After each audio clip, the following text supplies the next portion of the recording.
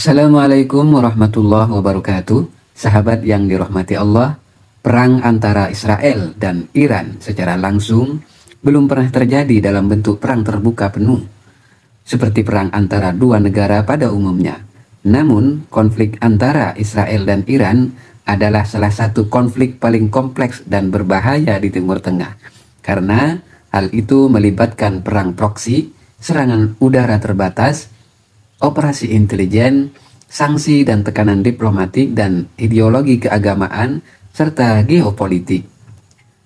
Sahabat yang dirahmati Allah, di balik gurun yang sunyi dan pegunungan yang tajam di Timur Tengah, dua negara saling menatap dengan penuh curiga, yaitu Israel dan Iran. Bukan hanya sekadar perbedaan ideologi, tetapi dendam, kekuasaan, dan ambisi yang besar yang terpendam selama puluhan tahun. Awal permusuhan ini adalah ketika segalanya bermula setelah revolusi Iran pada tahun 1979. Saat itu Iran berubah menjadi negara Republik Islam dan mulai menentang keras keberadaan negara Israel yang dianggap sebagai penjajah Palestina.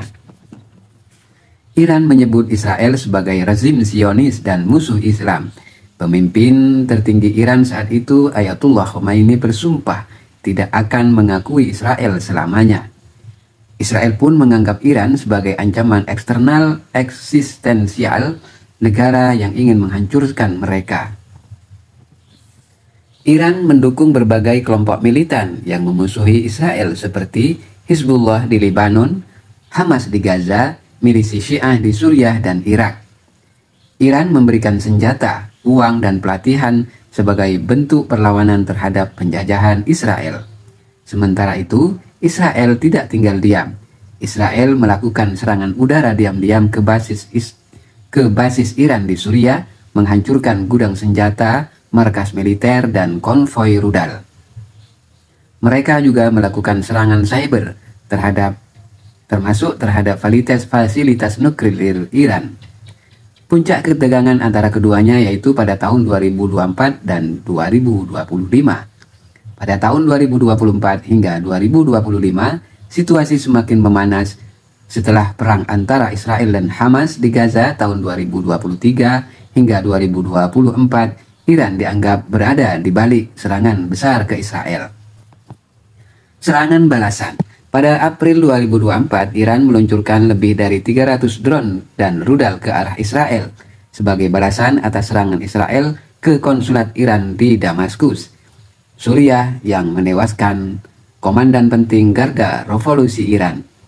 Israel merespon dengan serangan udara presisi ke wilayah Iran, meskipun kedua pihak menghindari perang terbuka penuh. Perang proksi bukan perang langsung. Meski saling menyerang, Israel dan Iran belum benar-benar berperang secara langsung di daratan. Yang terjadi adalah perang melalui kelompok lain, proksi, serangan drone, misil, dan cyber, operasi rahasia Mossad vs intelijen Iran, dan saling menyabotase kapal dagang di Laut Merah dan Teluk Persia. Saat ini dunia di dalam ketakutan, dunia pun gelisah. Jika Israel dan Iran benar-benar perang besar-besaran, maka akan meluas ke Lebanon, Suriah, Irak, Yaman, bahkan memicu Perang Dunia Ketiga. Karena kekuatan militer Iran sangat besar di kawasan dan Israel memiliki senjata nuklir, meskipun tidak pernah diakui secara resmi. Untuk itu, sebagai kaum muslimin, kita dunia hanya bisa berharap bahwa keduanya bisa menahan diri, bahwa diplomasi bukan rudal yang bicara, bahwa rakyat sipil tidak lagi jadi korban, dan umat Islam terus berdoa agar keadilan ditegakkan dan yang zalim dihancurkan oleh kekuasaan Allah yang Maha Perkasa. Untuk itu sahabat-sahabat, mari kita berdoa agar peperangan ini segera berakhir, dan doa yang kita panjatkan agar peperangan ini segera berakhir dan Allah mengalahkan kaum-kaum zalim. Maka berdoalah dengan doa Nabi Daud alaihissalam saat menghadapi Jalut atau Goliat.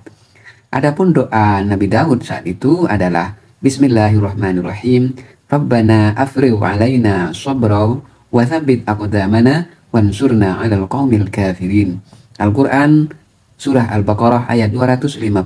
Artinya, ya Allah, Tuhan kami, limpahkanlah kesabaran kepada kami, kukuhkanlah pendirian kami, dan tolonglah kami terhadap kaum kafir.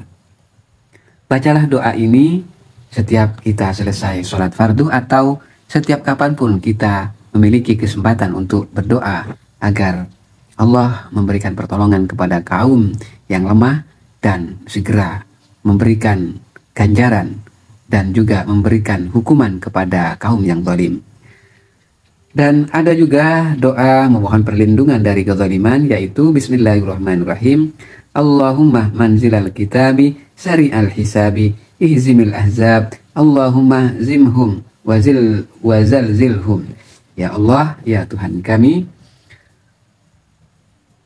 ya Allah, Tuhan yang menurunkan kitab yang cepat hisabnya, kalahkanlah kelompok-kelompok itu, ya Allah, kalahkanlah mereka dan goncangkanlah mereka. Mudah-mudahan doa ini diterima oleh Allah sehingga perang segera berakhir dan kaum tertindas, anak-anak, kaum wanita, dan rakyat sipil selamat dari akses peperangan ini. Terima kasih. Wallahul muwaffiq ila aqwamit thoriq. Wassalamualaikum warahmatullahi wabarakatuh.